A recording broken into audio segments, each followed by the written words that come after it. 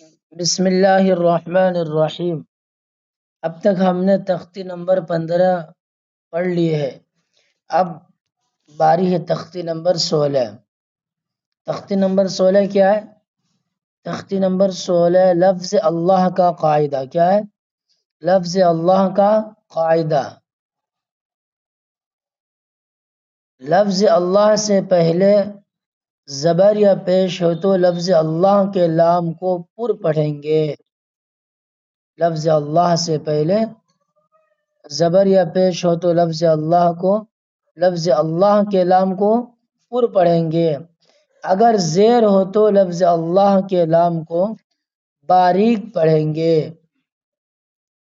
باقی ہر لام باریک ہوگا، صرف لفظ اللہ کے لام سے پہلے زبر یا پیش ہے تو لفظ اللہ کو پور پڑھیں گے، اور اگر لفظ اللہ کے لام سے پہلے زیر ہو تو لفظ اللہ کے لام کو باریک پڑھیں گے۔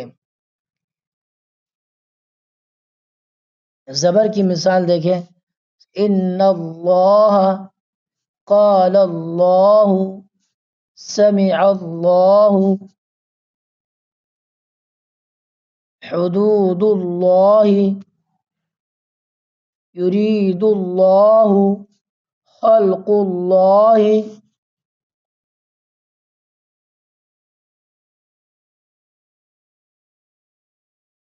بل اللہ، بل اللہ، دین اللہ، امر اللہ۔ اس پوری لائن کے اندر جو ہے لفظ اللہ کے لام جو ہے لام سے پہلے زبر ہے، اس لیے لفظ اللہ کا لام پر ہوگا، اور اس پوری لائن کے اندر جو لفظ اللہ کے لام سے پہلے پیش ہے، اس لیے اللہ کے لام کو پر پڑھیں گے۔ اور نیچے کے پوری لائن میں ریڈ زیر، جس میں ریڈ سے لکھا ہوا ہے گلابی کلر سے، اس میں لفظ اللہ کے لام سے پہلے زیر ہے، اس لیے پوری لائن کو جو ہے لفظ اللہ کے لام سے پہلے زیر ہے، اس لیے لفظ اللہ کے لام کو باریک پڑھیں گے۔ تختی نمبر 16 ہو گیا۔ تختی نمبر 17۔ تختی نمبر 17 کیا؟ وقف کرنے کے قاعدے۔ وقف کرنے کے قاعدے، ٹھہرنے کے قاعدے، ٹھیک ہے۔ وقف کے معنی ٹھہرنے کے آتے ہیں۔ ٹھہرنا یعنی قرآن پاک پڑھتے پڑھتے کس طرح ٹھہرے، یعنی قرآن پاک پڑھتے پڑھتے کس طرح ٹھہرے۔ دیکھیں،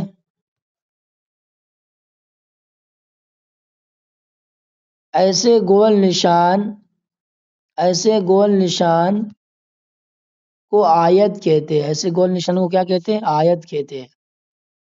زبر زیر پیش، دو زیر دو پیش پر وقف کرنا ہو تو آخری حرف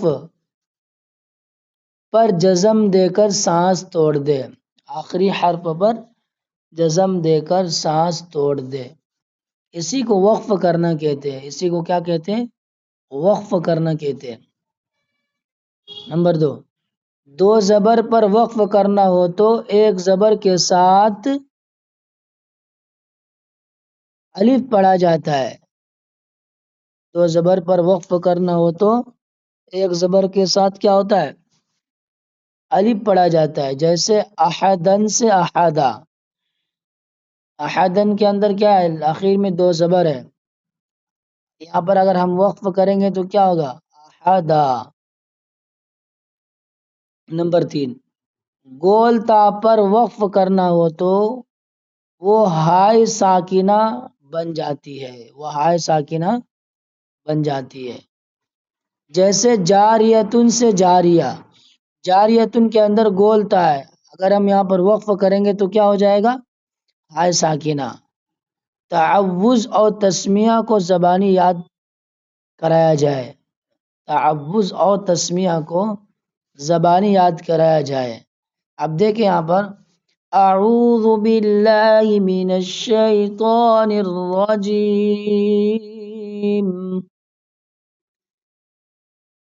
اس کو زبانی یاد کریں، اس کو بھی بسم اللہ الرحمن الرحیم، الحمد للہ رب العالمین، الرحمن إياك نعبد وإياك نستعين، قل هو الله أحد، إن مع العسر يسرا، فيها عين جارية تسقى من عين آنية لا تسمع فيها لاغية، ہم جاریتن کے پاس ٹھہرے ہیں، اس لیے گولتا جو ہے ہمیں بدل گیا، لاغیتن کے پاس بھی ہم ٹھہرے ہیں، اس لیے یہاں پر کیا ہوا، لاغیتن سے لاغیہ بن گیا، آنیتن کے اندر بھی ہم ٹھہرے ہیں، اس لیے یہاں پر آنیتن سے آنیہ بن گیا، ٹھیک ہے، بہت ہی آسان سبق ہے، اس سبق کے اندر صرف آیت کو بتلایا گیا، ٹھہرنے کو بتلایا گیا کہ ہمیں کہاں پر ٹھہرنا ہے، کہاں پر نہیں ٹھہرنا ہے، اگر جہاں پر آیت نہیں وہاں پر اگر ٹھہرنا ہے تو کس طرح کا وہاں پڑھنا ہے، ٹھیک ہے۔ آگے دیکھیں تختی نمبر 18، تختی نمبر کیا ہے، 18، تختی نمبر 18 جو ہے تجدید معہ تجدید، کیا ہے، تجدید معہ تجدید، یعنی تجدید کے اوپر تجدید، دیکھیے علیون، علیون، عین لام زیر عل، لام یا زیر لی، علی، یا واو پیش یو، نون زبر نا، علیون، تجدید کے اوپر تجدید ہے نا، یعنی تجدید معہ تجدید، تجدید کے ساتھ تجدید، ٹھیک ہے، ایک تو لام پر تجدید ہے، پھر یا پر تجدید ہے، تجدید کو تجدید میں ملا رہے، ٹھیک ہے، یزکا، یزکا، یذکر، یذکر، مزمل، مزمل، مدثر، مدثر، علیین، علیین، چلو آگے دیکھیں، بہت ہی آسان ہے، بہت ہی آسان، اگر آپ نے شروعات میں اچھی طرح یاد کیا ہوگا تو یہ بہت ہی آسان ہے۔ تختی نمبر 19 دیکھیں، تختی نمبر 19 کیا، مد کا بیان، کیا ہے، مد کا بیان، مد کیا ہے، مد کا بیان، یہ دیکھیے قاعدہ، حروف مدہ کے بعد حمزہ اسی کلمے میں ہو تو مد متصل ہوگا، مد واجب بمعنی اہم ہوگا، ٹھیک ہے، مد متصل یعنی وہاں پر مد کرنا ضروری ہے، اسے مد واجب بھی کہتے ہیں، بہت ہی اہم کے معنی میں، ٹھیک ہے، حروف مدہ کے بعد حمزہ اسی کلمے میں ہو تو مد متصل ہوگا، مد واجب بمعنی اہم ہوگا۔ قاعدہ نمبر 2 کیا ہے، حروف مدہ کے بعد اگر حمزہ دوسرے کلمے میں ہو تو مد کیا ہوگا، منفصل ہوگا، کیا ہوگا، مد منفصل ہوگا، اسے مد جائز ہوگا، یعنی مد جائز، اگر ادھر مد بھی کیے تو کوئی دقت نہیں، کیے تو کوئی دقت کی بات نہیں، لیکن مد کرنا ہے، ٹھیک ہے، دیکھیں آگے کیا ہے، آگے حروف مدہ والے، حروف مدہ کے بعد والے حرف پر اگر جزم یا تشدید ہو تو مد لازم ہوگا، ٹھیک ہے، قاعدہ نمبر 3 ہے، حروف مدہ کے بعد والے حرف پر اگر جزم یا تشدید ہو تو مد لازم ہوگا، ایک الف سے زائد کھینچ کر پڑھنے کو مد کہتے ہیں، مد کسے کہتے ہیں، ایک الف سے زائد کھینچ کر پڑھنے کو کیا کہتے ہیں، مد کہتے ہیں۔